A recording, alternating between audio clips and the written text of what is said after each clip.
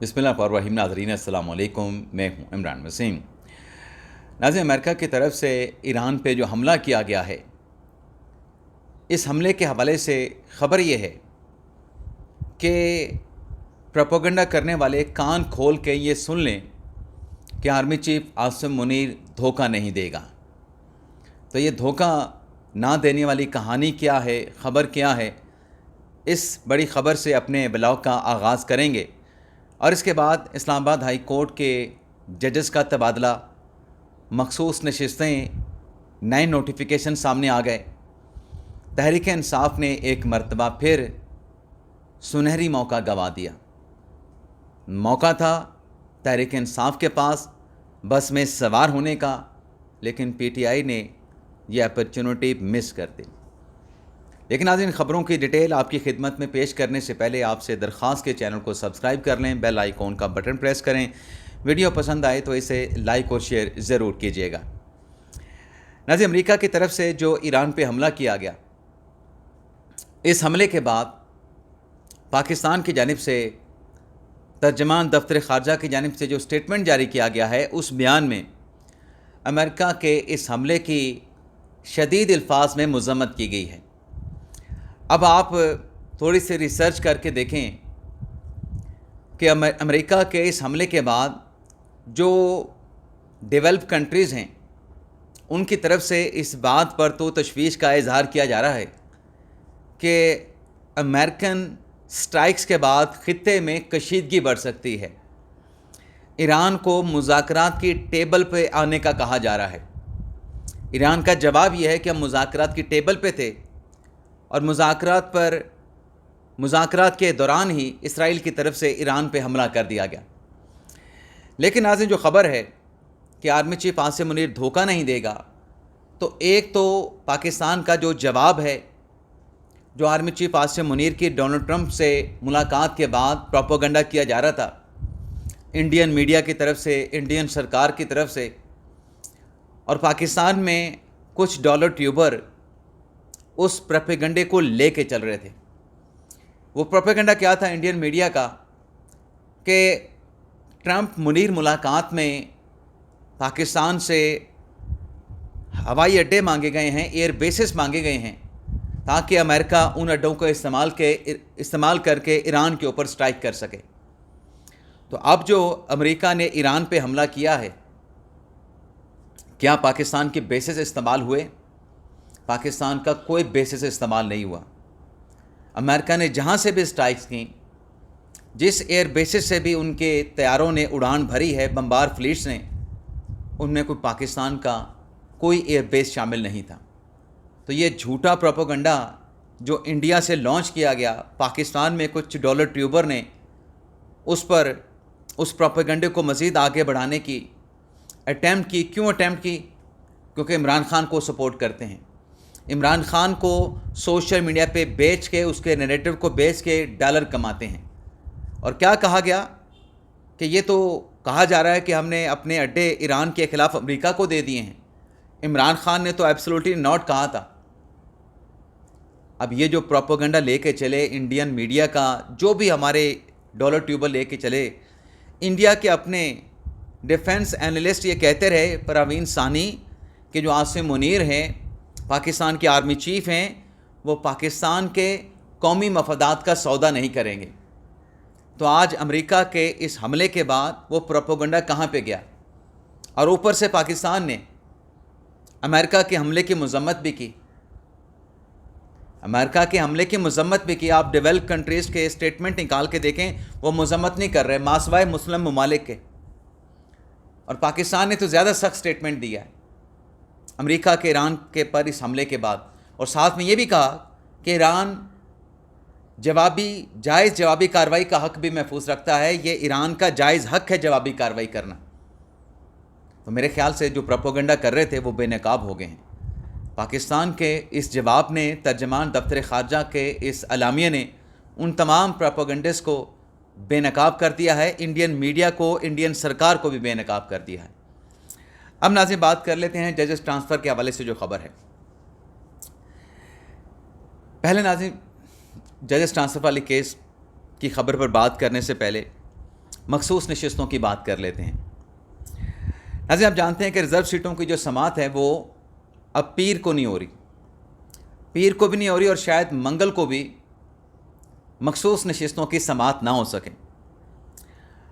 اب یہ کیس بدھ کو ٹیک اپ ہوتا ہے یا جس روز بھی سپریم کورٹ میں ٹیک اپ ہوتا ہے، سلمان ارر صاحب نے 1 گھنٹے میں اپنے دلائل مکمل کرنے ہیں اور ان کے بعد پھر دلائل دینے ہیں جناب حامد خان صاحب نے، جو کہ سنی اتحاد کونسل کے وکیل ہیں۔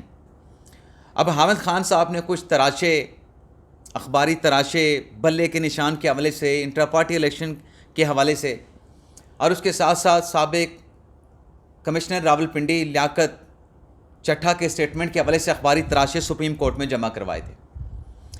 اب وہ تراشے بھی انہوں نے ڈسکس کرنے ہیں، اپنے دلائل میں حامد خان صاحب نے ذکر کرنا ہے، تذکرہ کرنا ہے۔ لیکن اب خان صاحب نے سنی اتحاد کونسل کی طرف سے پاکستان تحریک انصاف کے وہ صوبائی اسمبلیوں کے ارکان، سندھ اسمبلی کے، پنجاب اسمبلی کے اور خیبر پختونخوا اسمبلی کے، جنہیں الیکشن کمیشن نے 12 جولائی کے فیصلے کے بعد پی ٹی آئی کا ڈکلیئر کیا تھا، جس میں تحریک انصاف خیبر پختونخوا کے 58 ارکان اسمبلی ہیں، پنجاب اسمبلی کے 29 ارکان اسمبلی ہیں اور سندھ اسمبلی کے 6 ارکان اسمبلی ہیں۔ ان کے نوٹیفیکیشن جو 12 جولائی کے بعد مشروط طور پہ الیکشن کمیشن نے جاری کیے تھے کہ یہ ارکان پاکستان تحریک انصاف کے ہیں، ان نوٹیفیکیشن کو سپریم کورٹ میں جمع کروا دیا ہے۔ اس سے پہلے جو 39 ارکان اسمبلی قومی اسمبلی کے الیکشن کمیشن نے پی ٹی آئی کے ڈکلیئر کیے تھے، وہ نوٹیفیکیشنز بھی دستاویز کی صورت میں، متفرق درخواست کی صورت میں سپریم کورٹ میں حامد خان صاحب نے جمع کروائے تھے۔ اب ناظرین آپ کو کوئی اندازہ ہے یہ سب کچھ ہو کیوں رہا ہے؟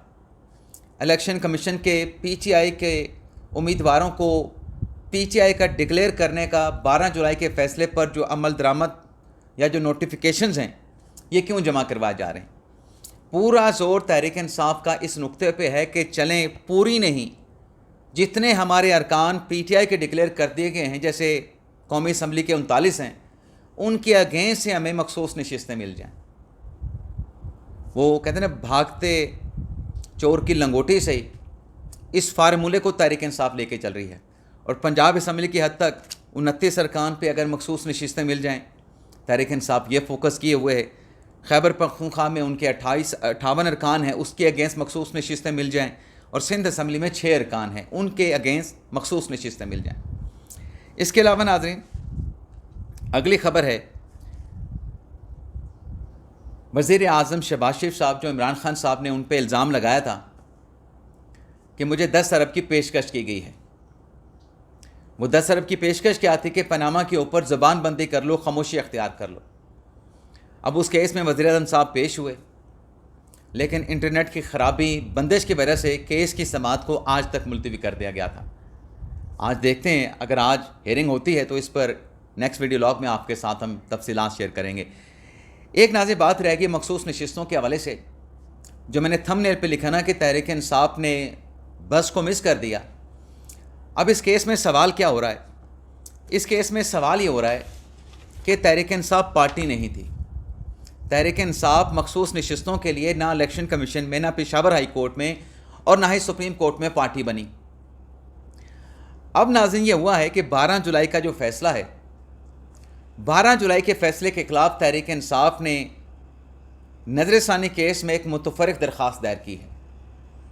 وہ متفرق درخواست کیا ہے؟ کیس میں پارٹی بننے کی درخواست ہے، اور وہ درخواست 12 جولائی کے فیصلے کے بعد 13 اگست 2024 کو سپریم کورٹ میں دائر کی گئی تھی۔ یعنی فیصلہ پہلے آیا اور فیصلے کے بعد پارٹی بننے کی درخواست بھی دائر کر دی بیرسٹر علی ظفر صاحب نے۔ اب وہ جو پارٹی بننے کی درخواست ہے یہ تو پہلے آنے چاہیے تھے، پشاور ہائی کورٹ میں فائل کر دیتے، 12 جولائی کے فیصلے سے پہلے دائر کرتے، لیکن اب لگتا یہ ہے کہ تحریک انصاف کو احساس ہو گیا ہے کہ ان سے غلطی ہو گئی ہے، ان سے بلنڈر ہو گیا ہے، ان کو اس کیس میں پارٹی بننا چاہیے تھا۔ لیکن ناظرین کہ اس کا فیصلہ تو ہو چکا ہے، اب تو ریویو پٹیشن چل رہی ہے، اس میں آپ پارٹی بننے کے لیے آئے ہیں۔ آپ کا خود فرسٹ راؤنڈ آف لیٹیگیشن میں موقف یہ رہا ہے کہ یہ سیٹیں تحریک انصاف کے بجائے سنی اتحاد کونسل کو دی جائے، لیکن احساس ہو گیا ہے تحریک انصاف کو، اور احساس اپنی جگہ پہ۔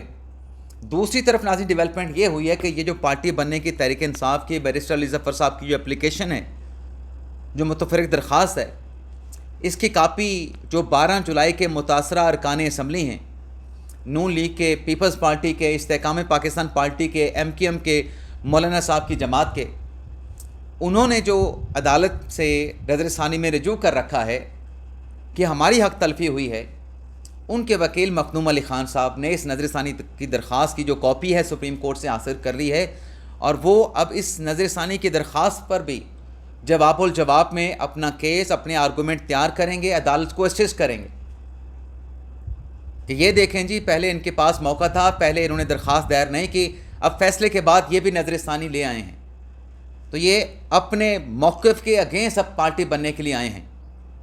تو دیکھتے ہیں اس کیس میں کیا ہوتا ہے۔ اسلام آباد ہائی کورٹ کے ججز کا تبادلہ۔ آج جو 3 جج اسلام آباد ہائی کورٹ میں ٹرانسفر ہوئے، سرفراز ڈوگر صاحب، خادم حسین سومرو صاحب، جسٹس محمد آصف صاحب، ان ججز کے تبادلے کو اسلام آباد ہائی کورٹ کے ججز نے سپریم کورٹ میں چیلنج کیا۔ 5 ججز نے، پہلے 6 جج تھے جنہوں نے لیٹر لکھا تھا، لیکن تبادلے کے اگینسٹ 5 جج تھے، جسٹس مصطفی کیانی، جسٹس بابر ستار صاحب، جسٹس طارق محمود جنگیری صاحب، جسٹس سردار اعجاز اسحاق، جسٹس سمن رفت امتیاز صاحبہ۔ اب ان کی درخواست تو ایکسیپٹ نہیں ہو سکی سپریم کورٹ میں، اور درخواست ایکسیپٹ نہ ہونے پہ کراچی بار نے اپیل دائر کرنے کا اعلان کر دیا ہے، اور جو معاملہ ریمانڈ کیا گیا ہے پارسلی سپریم کورٹ کے بینچ کی طرف سے صدر پاکستان کو سینیرٹی کا فیصلہ اور ٹرانسفر ججز کی میعاد کا فیصلہ صدر پاکستان نے کرنا ہے۔ لیکن آج اس دوران جب یہ ساری لیٹیگیشن چلتی رہی، 27ویں آئینی ترمیم کی باز گشت بھی ہو رہی ہے، اور 27ویں آئینی ترمیم کی باز گشت کے دوران اسلام آباد ہائی کورٹ بار ایسوسی ایشن کی طرف سے ایک اعلامیہ جاری کیا گیا تھا، جس میں یہ کہا گیا تھا کہ نہ صرف دیگر ہائی کورٹ سے ججز کو اسلام آباد ہائی کورٹ میں ٹرانسفر ہونا چاہیے، بلکہ لوور جوڈیشری میں بھی یہی فارمولا کہ باقی جو ماتحت عدلیہ ہے صوبوں کی، وہاں سے جج اسلام آباد کی ماتحت عدلیہ میں آنے چاہیے۔ لیکن ایک اور جو نقطہ اسلام آباد ہائی کورٹ بار نے اپنی پریس ریلیز میں اٹھایا تھا کہ اسلام آباد ہائی کورٹ کے ججز، اسلام آباد ہائی کورٹ میں کون سے ججز ہیں؟ یہی ہے نا، محسن اختر کیانی صاحب، بابر ستار صاحب، محسن اختر کیانی صاحب کے علاوہ سردار اعجاز صاحب ہیں، جنگیری صاحب ہیں، سمن رفت امتیاز صاحبہ ہیں، جسٹس ارباب محمد طاہر صاحب ہیں، تو یہ پرانے جج ہیں۔ تو اسلام آباد ہائی کورٹ بار نے کہا کہ ان ججز کا بھی دیگر ہائی کورٹ میں تبادلہ ہونا چاہیے، ان کا بھی یہاں سے ٹرانسفر کیا جائے، نہ صرف ان ہائی کورٹ کے ججز کا بلکہ اس کے ساتھ ساتھ جو لوور جوڈیشری کے اسلام آباد ہائی کورٹ کے ججز ہیں ان کی ٹرانسفر بھی ہونی چاہیے۔ تو اس پر جو اسلام آباد ہائی کورٹ بار کے صدر واجد گیلانی صاحب، ان کی طرف سے ایک ہنگامی اجلاس بلایا گیا تھا اپنی بار ایسوسی ایشن کا۔ ناظرین، وہ اجلاس ہوا ہے، اس اجلاس میں یہ ایجنڈا ڈسکس ہوا ہے اسلام آباد ہائی کورٹ کے ججز کا دیگر دوسرے ہائی کورٹ میں ٹرانسفر کا، اسلام آباد ہائی کورٹ کی ماتحت عدلیہ کے دوسرے صوبوں میں ٹرانسفر کا، اور اس پہ سفارشات تیار کرنے کے لیے ایک کمیٹی بنا دی گئی ہے۔ اب اس کمیٹی میں اسلام آباد ہائی کورٹ بار کے نائب صدر ہیں افتخار باجوہ، اور باقی اس کے ساتھ جو وکلاء حضرات ہیں ارکان کے طور پہ راشد حنیف ہیں، عثمان علی ہیں، بیرسٹر فاروق اقبال خان ہیں، اور یہ کمیٹی سفارشات تیار کرنے کے بعد وزارت قانون کو بھیجے گی کہ اسلام آباد ہائی کورٹ سے اور اسلام آباد ہائی کورٹ کے ساتھ جو ماتحت اسلام آباد کی عدلیہ ہے وہاں سے ججز بھی دیگر صوبوں میں دیگر ہائی کورٹ میں ٹرانسفر کیے جائیں۔ تو یہ ناظرین ایک بڑی ڈیولپمنٹ ہوئی ہے۔ اس کے علاوہ ناظرین ایک اور اہم خبر ہے، وہ خبر ہے جو پاکستان تحریک انصاف کی طرف سے کہا جا رہا ہے کہ جو بجٹ ہے وہ بانی تحریک انصاف عمران خان کی مشاورت کے ساتھ اس کو پاس کیا جائے گا، ادروائز بجٹ کو KP اسمبلی پاس نہیں کرنے جا رہی۔ اب یہ جو شرط رکھی ہے نا پاکستان تحریک انصاف نے کہ عمران خان کے ساتھ مشاورت کروائی جائے، عمران خان کے ساتھ ملاقات کروائی جائے، ملاقات کی اجازت دی جائے۔ نظر دیکھیں کانسٹیٹیوشن میں تو یہ ہے کہ آپ نے بجٹ اسمبلی میں پیش کرنا ہے، آئینی تقاضا KP حکومت نے پورا کر دیا ہے بجٹ خیبر پختونخوا اسمبلی کے ایوان میں پیش کرنے کا۔ اب اگر یہ بجٹ کو پاس نہیں کرتے تو اس کے ناظرین 2 کانسیکوینسز ہیں۔ وہ 2 کانسیکوینسز کیا ہیں؟ جو پھر علمین گنڈاپور کو، تحریک انصاف خیبر پختونخوا کو وہاں پہ فیس کرنا پڑیں گے، عمران خان صاحب کو فیس کرنا پڑیں گے. ان کانسیکوینسز کی جو ڈیٹیل ہے نیکسٹ ویڈیو لاگ میں آپ کے ساتھ ہم شیئر کریں گے. اجازت چاہتے ہیں ناظرین، اللہ حافظ.